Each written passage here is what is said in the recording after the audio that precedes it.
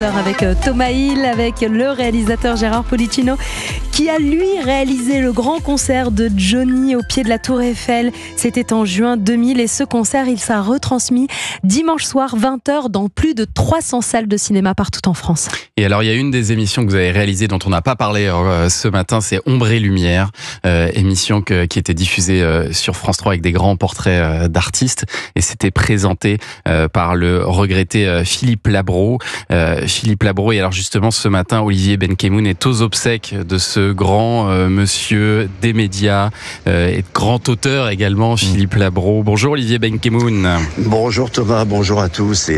Et pour faire le lien, si vous voulez, avec votre invité et avec Johnny Hallyday, lorsque je suis arrivé tout à l'heure, je suis arrivé assez tôt, il y a une immense gerbe de fleurs blanches qui a été déposée et elle était signée de Laetitia et Johnny, qui ont été des grands amis. Vous savez que Philippe Labro a beaucoup écrit pour Johnny. Il a beaucoup écrit d'une façon générale, une vingtaine de romans, mais enfin dans les chansons, il y en a quelques-unes.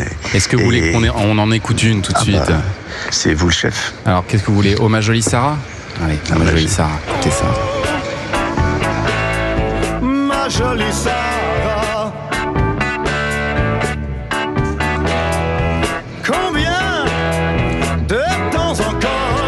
Autre titre d'ailleurs, c'est Fils de personne qui est dans le concert de la Tour Eiffel avec Johnny. Ça aussi, c'est signé Philippe Labro.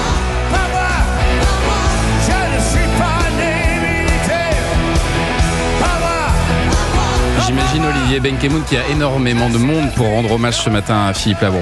Non, évidemment. Et alors dans tous les domaines. Là, à l'instant, Rachida Dati, le ministre de la Culture, vient de pénétrer dans cette petite église de Saint-Germain-des-Prés, qui est aussi l'église des artistes. Mais c'est vrai que Philippe Labro, qui a été un touche-à-tout, qui a eu une multitude de visages, fédère énormément à la fois de souvenirs, de tristesse, et puis de milieux, si vous voulez, de la politique aux arts, en passant par le cinéma, et puis beaucoup la télévision et les médias. Pour vous dire que tout à l'heure j'ai vu, alors pour les médias évidemment le groupe Bolloré est très bien représenté, Yannick Bolloré. Vous savez que Philippe a permis le lancement et de Direct Matin et de Direct 8 et des CE8 et il a participé aussi à CNews, il a été à RTL, à Europe 1 bien évidemment.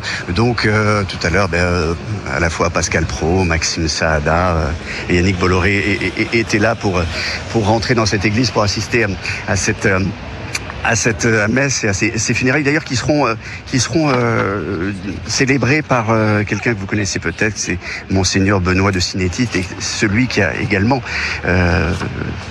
fait les obsèques de Johnny Hallyday. Et puis en matière de livres, vous savez qu'il a écrit une vingtaine de livres. C'est Antoine Gallimard qui lui rendra tout à l'heure un hommage.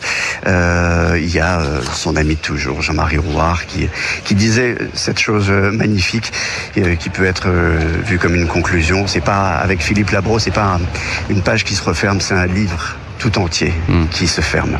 Ouais. Et on est tous évidemment très tristes de la disparition de Philippe Labro qui nous a quittés le 4 juin dernier. Je vois aussi votre émotion, Gérard Policino, parce que c'était un grand de ce milieu. Et puis une grosse pensée pour toute la famille. Bien sûr. Merci Olivier Benkemoun d'avoir été avec nous ce matin.